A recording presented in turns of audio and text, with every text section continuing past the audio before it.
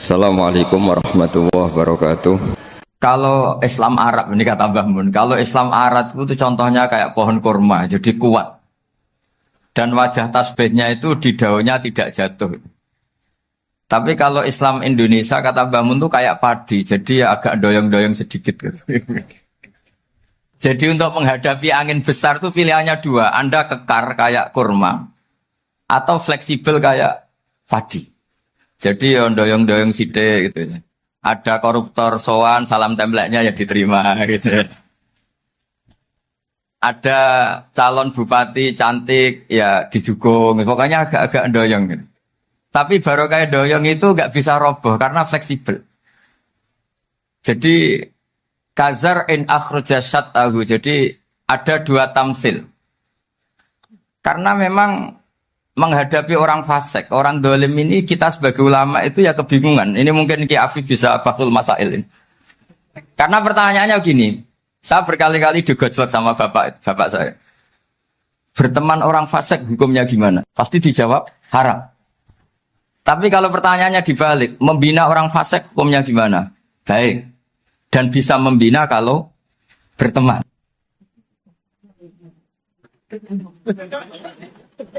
Makanya Gus Azaim pernah bikin seni deh, muktamar seni. Anggap saja madhabnya seperti itu.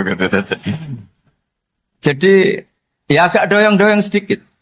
Masa ketop berteman orang yang macam-macam. Tapi itu fleksibel. Nyatanya tetap soleh sampai sekarang gitu. Itu berarti itu ya. Ya gitu kata Bangun itu. Jadi untuk menahan angin yang besar pilihannya hanya dua. Anda kokoh kayak pohon kurma atau fleksibel kayak padi. Nah, Islam Indonesia kata Mbah Mun itu pari wae katanya, padi. Jadi ungkapan-ungkapan para masyayikh ini penting karena khazanah yang saya baca. Saya berkali-kali cerita ini dalam kitab Khilyatul Auliya. Itu Abu Nu'aim Al-Asfihani cerita tentang riwayat Sufyan bin Uyainah. Ini gurunya Imam Syafi'i.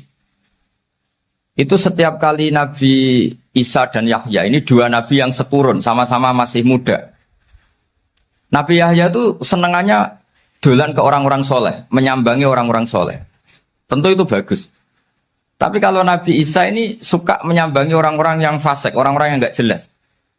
Ketika dua beliau ini ketemu, tentu yang perlu jawaban Nabi Isa karena kontroversi, berteman sama orang-orang yang nggak jelas. Kata beliau, innama ana tabibun udawil mardo. Seorang kiai, seorang nabi, orang yang baik itu ibarat dokter. Di mana-mana dokter tuh ngobati orang yang apa? Sakit. Kalau Anda dokter dan peneliti satu penyakit, pasti cari daerah yang banyak pandeminya. Masa neliti pandemi di orang-orang yang apa? Sehat. Jadi ini juga perlu dibahsul masail karena tadi dibolak-balik itu. Bina orang berteman orang fasik hukumnya haram karena wa in kana dasarin fajanibhu suratan. Tapi kalau bina orang fasik hukumnya baik. Bisa bina kalau berteman. Jadi fikih itu ya karena dibolak-balik. Makanya sholat juga gitu. Sholat yang tumak ninah yang lama itu ya bagus. Masa jagongan mbek pangeran enggak asik. Jagongan sama teman aja asik, masa jagongan sama pangeran tidak apa? Asik. Saya kalau Ibnu Abbas sholat tuh cepat. Ketika ditanya, kenapa kalau Anda sholat cepat? Setan baru tata-tata mau goda, sudah selesai. Kata. Karena setan itu ya jaga jaim tuh, jaga image. Jadi kalau mau goda orang itu ya surinan dulu, macak-macak dulu. Ternyata mau ke situ sholatnya sudah selesai. Lah kebetulan mazhab saya itu yang kedua itu gitu. Jadi kalau Gus Azaim itu sholat lama sekali, itu ada madhab tandingan, yaitu madhab saya. Itu karena ini sepuh saya, meskipun top beliau tapi sepuh saya. Saya sudah 50, beliau baru 40. Ini berarti baru memulai kiai. Kalau pakai umur nubuah ini baru, tapi memulai. Jadi madhab itu penting. Jadi pembanding itu harus diutarakan. Sehingga dalam fikih manapun, itu sebuah madhab, itu harus diuji itu lewat pembanding. Dulu itu setiap debat fikih antar ulama, itu mesti nggak ada yang menang. Misalnya saya kiai kelihatan miskin tuh ya baik supaya santri-santri yang miskin itu punya teman gitu. Karena rata-rata santri itu miskin. Nah, dikancani kiai kan seneng gitu. Tapi problemnya kiai yang miskin itu ya nggak bisa nolong santri karena dia sendiri apa? Miskin gitu. Makanya dulu Imam Syafi'i itu pengagum orang miskin. Setelah ngaji Imam Malik tanya, ya Imam Malik, orang yang sealim jenengan itu siapa? Jawabnya Imam Malik lucu. Dulu Abu Hanifah, sekarang orangnya sudah meninggal ya. Ilmunya dititipkan atau diwaris oleh Muhammad bin Hasan Asy-Syaibani. Akhirnya Imam Syafi'i dibiayai Imam Malik ke Irak. Imam Syafi'i miskin, bisanya ke sana dibiayai Imam Malik. Itu seperti Abu Ya Said Muhammad masyhur, ini murid beliau. Kalau ada santri boyong kan mesti apa? Disangoni. Disangoni. Ketika datang ke Irak, Muhammad bin Hasan Asy-Syaibani itu nata uang, nata emas itu di ruang tamu. Jadi ngitung uang itu di ruang tamu. Miliatan. Ini kaget, ini kiai kok kedonyan kata Imam Syafi'i itu. Tapi apa kata Muhammad bin Hasan Asy-Syaibani? Anda kagum ini, Anda kaget ini. Kalau kamu menyoal orang soleh kaya, ini tak kasihkan orang-orang fasik. Biar dipakai judi, dipakai selingkuh, dipakai maksiat. Jangan-jangan. Harta ini harus tetap di orang soleh. Kalau ke orang fasik, bahaya. Berarti kiai boleh kaya. Boleh-boleh. Semenjak itu ada gerakan kiai kudu sugih. Ya ada yang kesampaian, ada yang enggak gitu saja. Tapi karena kalau pakai logika fikih, harta itu fitnah. Oke, seakan-akan harta itu masalah. Tapi kalau ini dikuasai orang dolim, maka masalah besar. Jika orang-orang soleh ini harus juga menguasai harta. Nah, terus lama-lama dikiaskan kekuasaan. Kalau yang kuasain orang fasik, orang tidak sholat, ribet. Akhirnya kiai terus dukung, ya akhirnya ke politik tadi. Nak menawa bupatinya kena diatur gitu. Diatur kon sholat, orang yang sesi proposal, maksudnya diatur keng sholat, maksud. Ini cerita-cerita apa logika-logika fikih. Makanya saya sering ngaji kitab-kitab itu, di antara yang saya suka adalah ada dialog besar yang terjadi di antara orang-orang pilihan, termasuk bahkan di antara para nabi dan Tuhan. Jadi unik. Allah sendiri kadang mengajari kecerdasan para nabi itu ya lewat dialog. Masyhur itu, Nabi Ibrahim itu punya ruang khusus untuk sholat dan tidak boleh siapapun masuk situ. Tahu-tahu ada yang sudah di situ. Beliau membuka, kaget. Siapa memberi izin ke kamu yang punya rumah ini? Saya yang punya rumah dan saya tidak memberi izin kamu. Yang memberi izin saya itu yang punya saya, kamu dan rumah ini. Yaitu Allah Ta'ala katanya. Wah berarti kamu malaikat dong? Iya saya malaikat Israel. Disuruh nyabut nyawa kamu. Ya agak sopan karena agak pernah mondok di Salafiyah itu akhirnya Nabi Ibrahim bilang, wah itu keliru, Anda pasti keliru. Hal ra'aita habiban yumitu habibah, hal ra'aita khalilan yumitu khalilah. Saya ini Khalilur Rahman, saya ini kekasih Allah, masa ada kekasih bunuh yang dikasih? Itu Israel akhirnya ngaji, masuk akal juga. Ternyata perintah ini mungkin hoax ya. Pokoknya dia terus mikir akhirnya. Iya ya, masa ini kekasih Allah kemudian oleh Allah dibunuh, dimatikan. Terbanglah Israel, matur lagi ya Allah, kata Ibrahim, hal ra'aita khalilan yumitu khalilah. Masa kekasih bunuh yang dia apa? Kasih. Kayaknya masuk akal Gusti. Mulai ngaji lah kira-kira gitu malaikat. Akhirnya oleh Allah dijawab, ya sudah begini, kamu datang ke Ibrahim bilang, hal ra'aita habiban yakrahu ayyalqa habibah. Masa kekasih tidak siap ketemu yang dikasih. Nah, jadi akhirnya Nabi Ibrahim, Israel datang lagi. Logikanya sekarang enggak gitu, begini katanya diajarin. Hal ra'aita habiban yakrahu ayyalqa habibah. Masa kekasih tidak siap ketemu yang dikasih. Kata Ibrahim, oke, ya, terus mau meninggal. Jadi kalau jenengan cinta betul sama Allah ya harus, ya tidak usah, jangan sekarang tapi. Kalau mati di rumah aja, kalau di pondok repotnya kiainya nanti. Tapi nanti setelah punya cucu banyak lah. Nah, barokahnya baca ini dialog-dialog orang pilihan ini akan tersibak. Karena tidak dalam semua kebaikan itu nggak ada logikanya, rata-rata ada logikanya.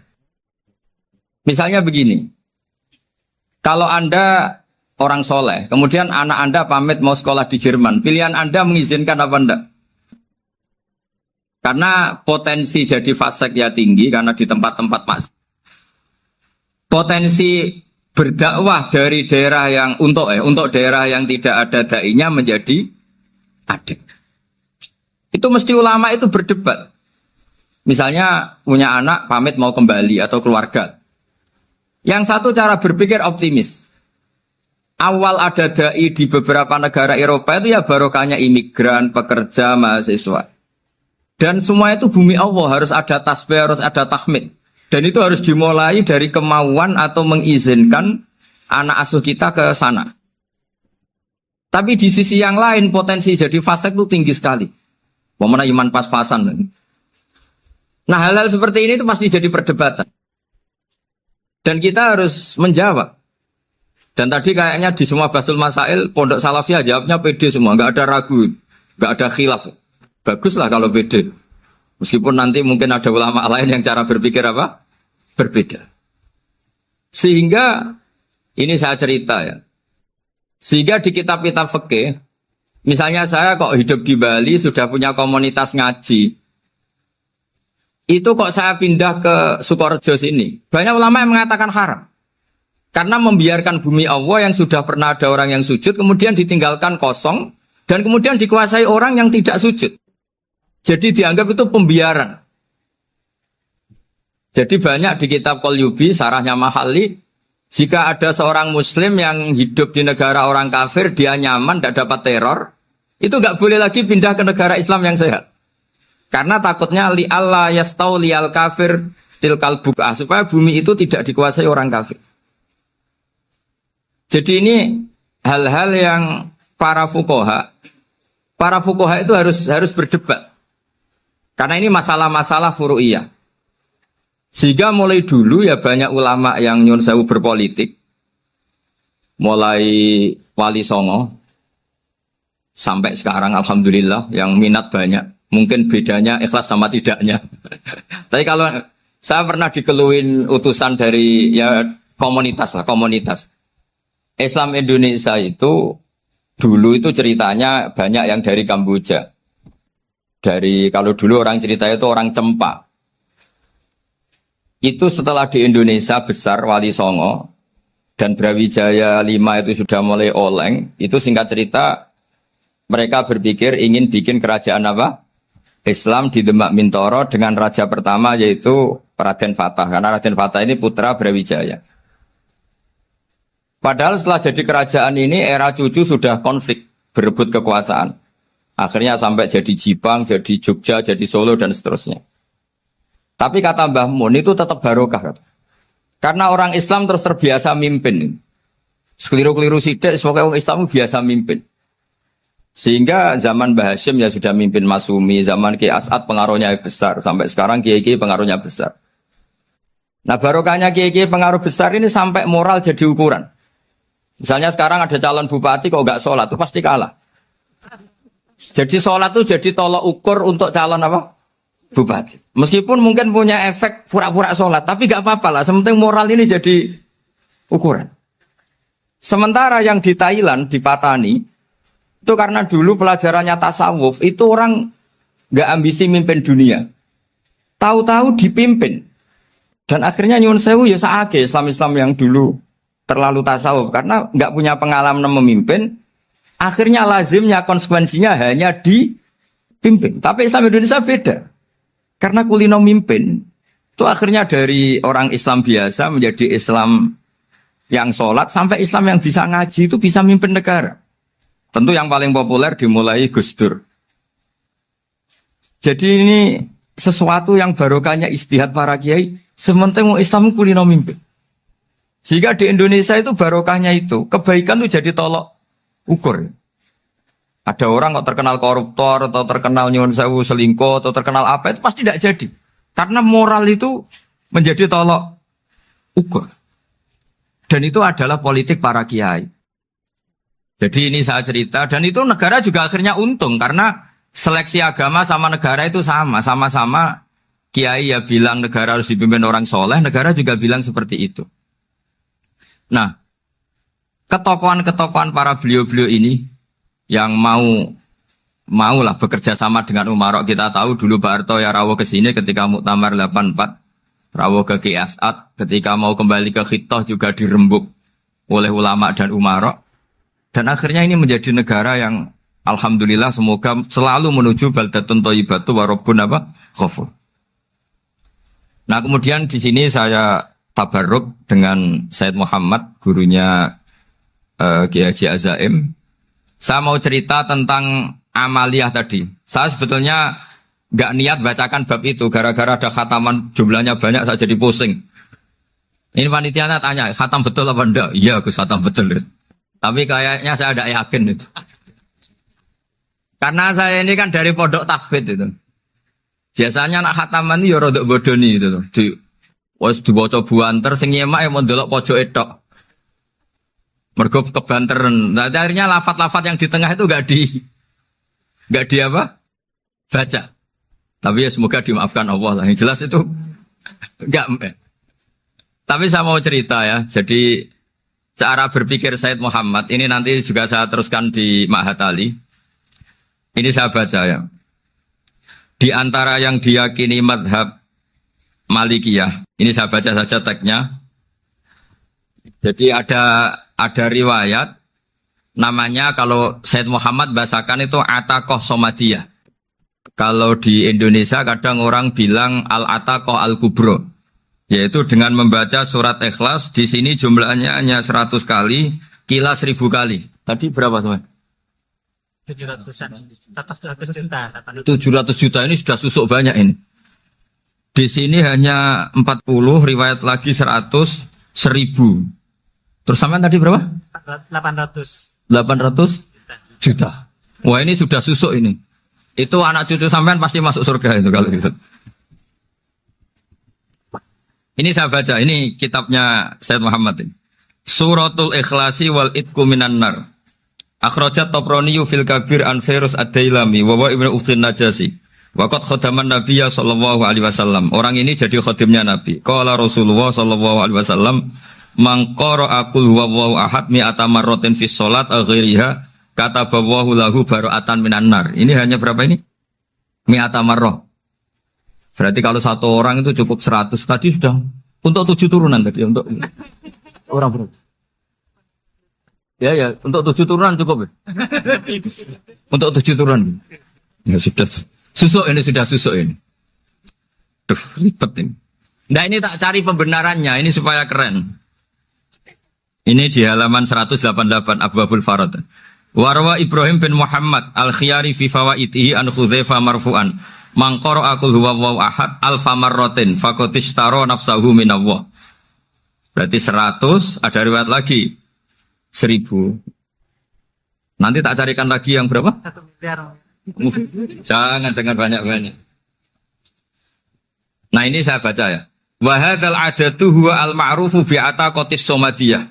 Wa qad nassa jama'atun min mutaakhiril malikiyah ala istihbabi ataqatis somadiyah. Wa haddu ala qiraatiha wa istimaliha. Minhum Asy-Syaikh Abdus Salam Al-Asmar sak terusé niku.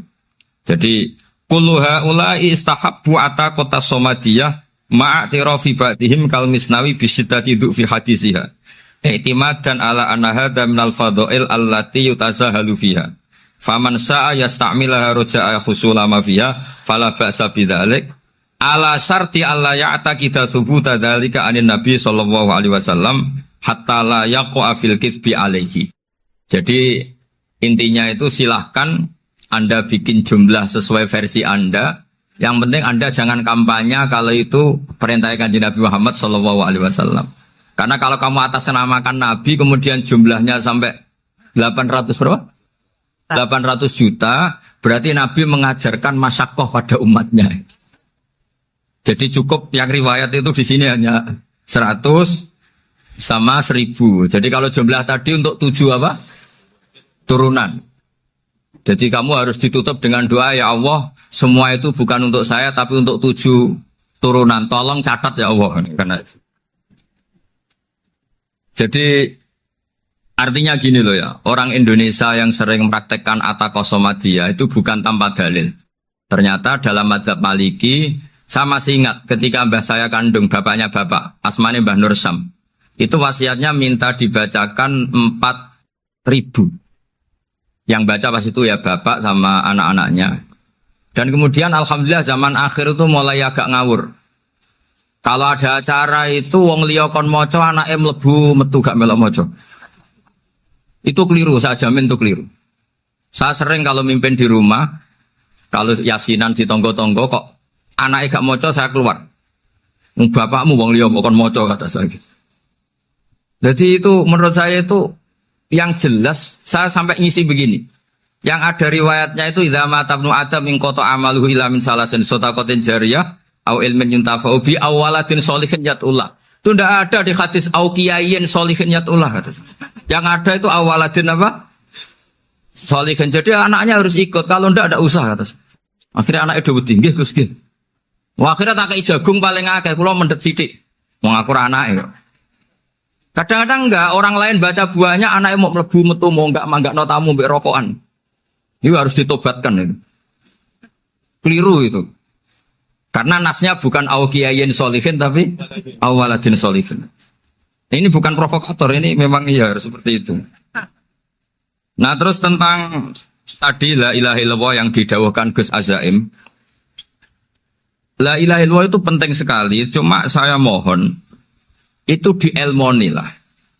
Jadi dulu kalimat ini menjadi spesial karena dielmoni, karena dimulai dari fa'lam annahu la ilaha illallah.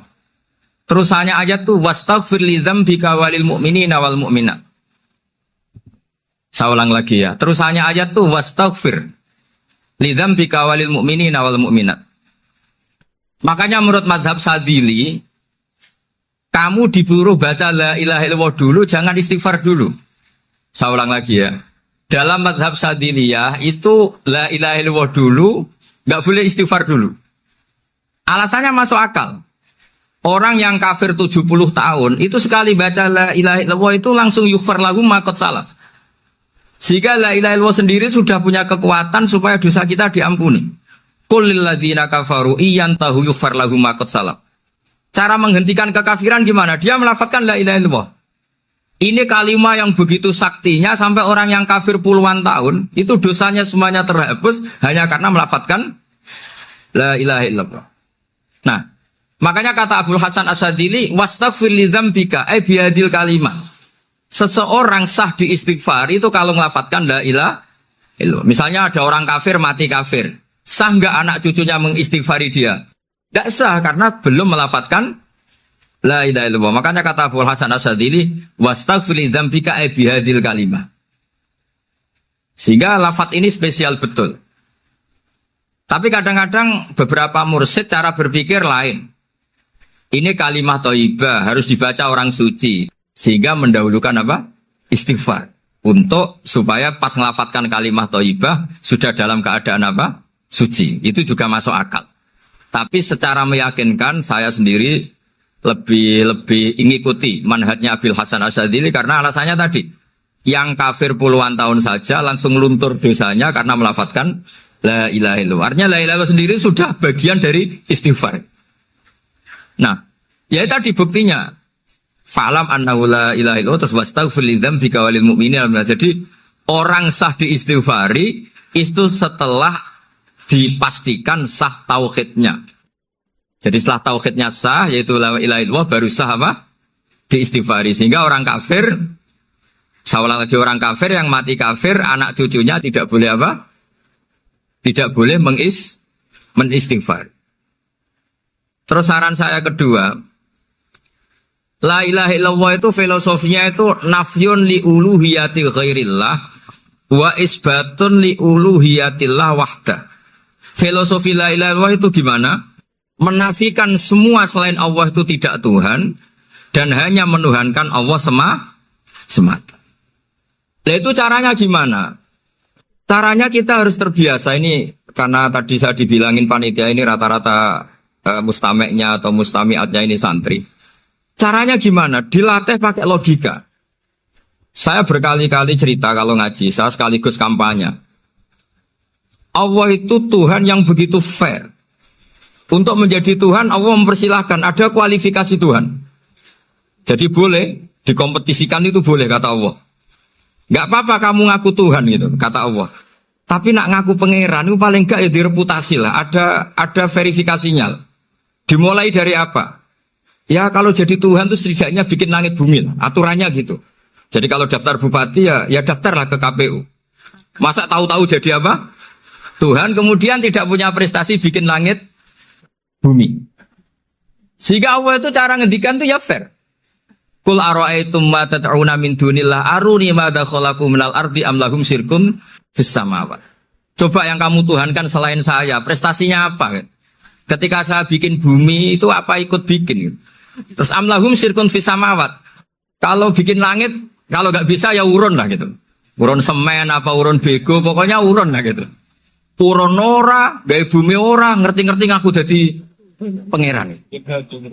Kul hatu burhanakum. Jadi ya kan ya lucu kan, misalnya syarat kiai di Salafiyah kan keluarga Kiai As'ad, cucunya ngaji ngalim. Orang keluarga Kiai As'ad tuh aku kiai utama di Salafiyah. Oh mesti di penjara ya. Lah yo gak gawe langit bumi, gak ada prestasi terus ngaku sebagai apa? Tuhan. Sehingga fair. Makanya saya berkali-kali cerita. Jubair bin Mut'im itu punya anak namanya Muhammad. Ini sudah orang alim, Muhammad bin Jubair bin Mut'im. Itu cerita awala Islami Abi. Mut'im itu orang pinter sekali. Saking pinternya dia jadi delegasinya orang Quraisy datang ke Rasulullah sebagai negosiator untuk membebaskan Asra Badrin, tawanan perang apa? Badar. Yang namanya disuruh itu pasti orang pinter. Tapi apa yang terjadi ketika nginep di masjid? Karena zaman itu gak ada hotel, nanti jadi geger. Orang musyrik nginep di masjid hukumnya gimana? Bahsul masail tok. Zaman itu mau tidak mau. Kalau sekarang kan ada hotel, kiai juga punya wisma. Apa yang terjadi? Orang ini cerdas sekali. Dan delalah Nabi pas sholat maghrib itu baca wattur wa kitabim mastur sampai am khalaqus samawati wal ard.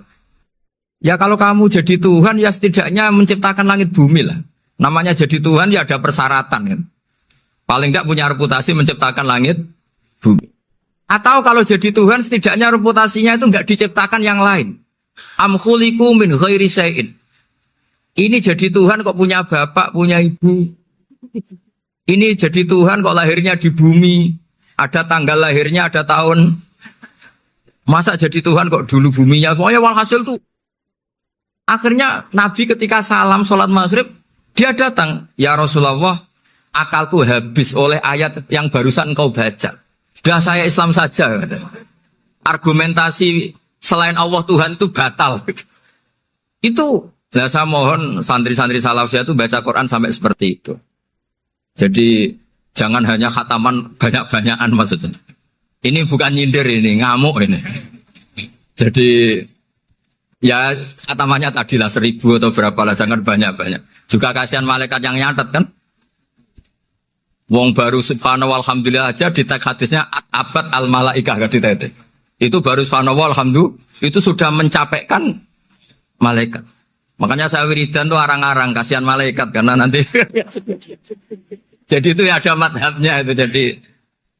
Jadi kalau Gus Azaim sholat lama tak saingi sholat cepet itu sama-sama ada madhabnya. Yang cepet kayak saya tadi setan pas tata-tata mau goda pas rukuk saya sudah itidal. Mau goda itidal saya sudah sujud pusing dia.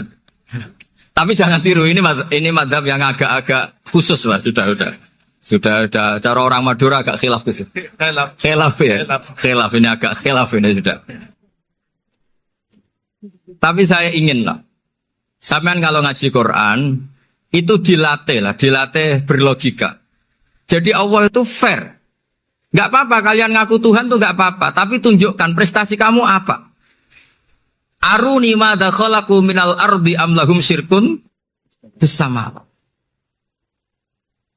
Am khalaqus samawati wal ard. Diulang lagi, am khuliqu min ghairi syai'in. Setidaknya kalau jadi Tuhan itu ya gak butuh yang lain lah. Masa jadi Tuhan kok wujudnya saja butuh orang lain, butuh bumi, eksistensinya butuh makan, butuh minum. Makanya Allah cara meniadakan uluhiyah selainnya itu Allah itu redaksinya itu mengena sekali. Yaitu tadi dengan cara-cara seperti itu. Sebagian ayat disebutkan ma asyattuhum khalqas samawati wal ardi wala khalqa anfusihim. Wong Tuhan kok nggak punya reputasi bikin langit, bikin bumi, bahkan untuk menciptakan dirinya sendiri saja nggak bisa. Ya sudahlah, kamu nggak usah ngaku Tuhan, nggak level kata Allah gitu. Akhirnya terus ditemukan Tuhan yang sejati, yaitu wal awwalu wal akhiru wal zahiru wal batin. Nah itu yang Mut'im ini tadi termasuk orang yang sangat cerdas sekali. Padahal itu bacanya bukan pas basul masail, enggak. Nabi pas sholat maghrib.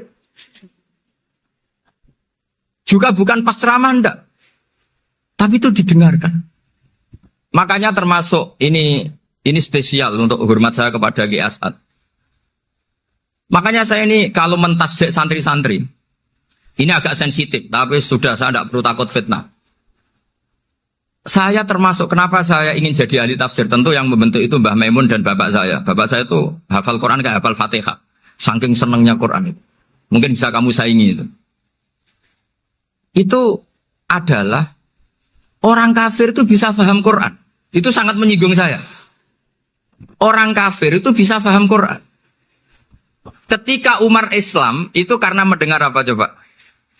Mendengar apa? Quran. Dan itu masih kafir apa sudah Islam?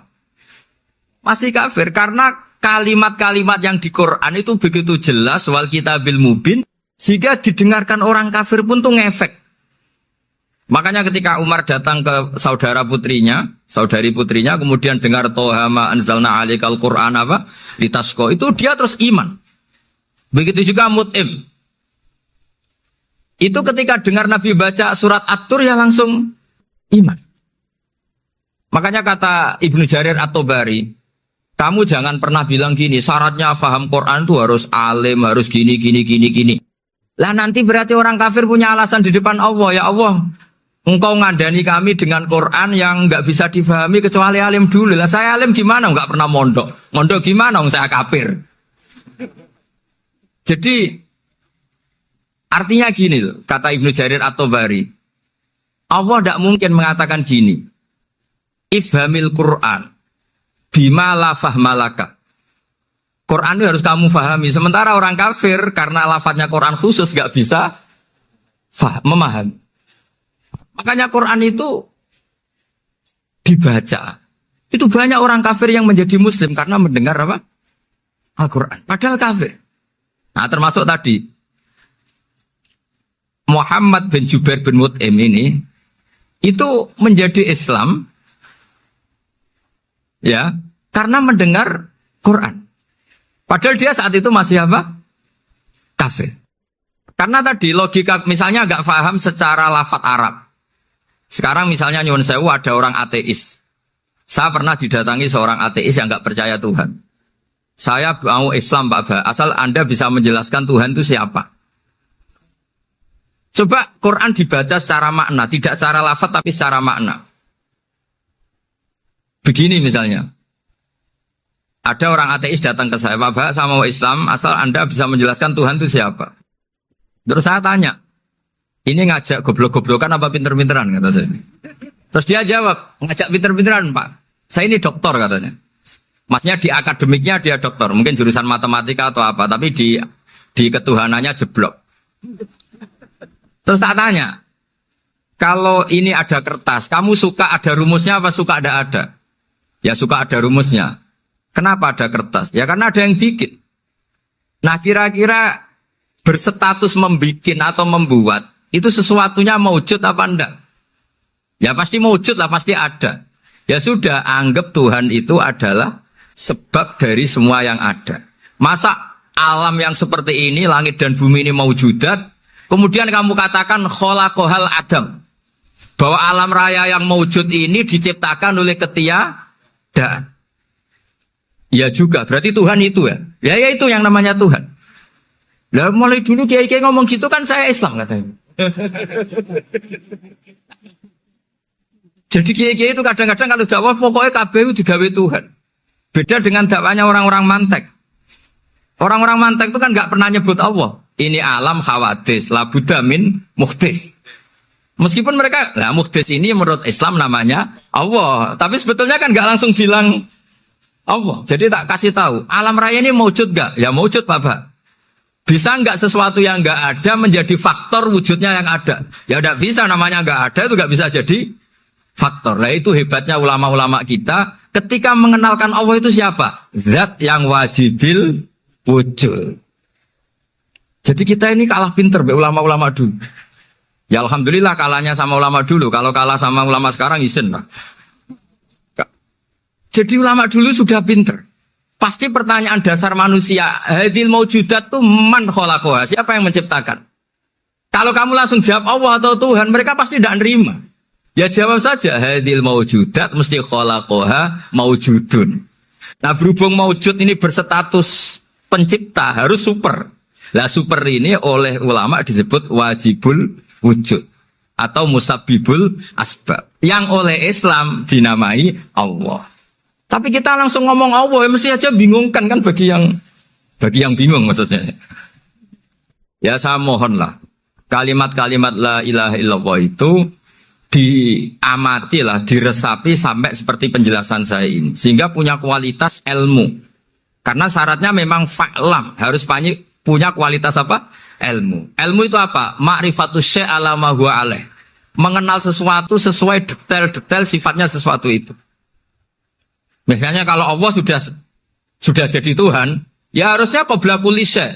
Masa Tuhan sama yang dituhani wujudnya dulu yang dituhani. Ditemukanlah sifat awal atau qadim. Makanya benar Gus Azaim tadi, kalau sudah bertauhid harus hafal akidah berapa khamsin. Dimulai apa? Wujud. Kenapa harus dikatakan wujud? Karena alam raya ini kadung maujudan. Hadhil alam maujudun. Masa maujudun khalaqahul adam? Masa maujudat khalaqahul adam?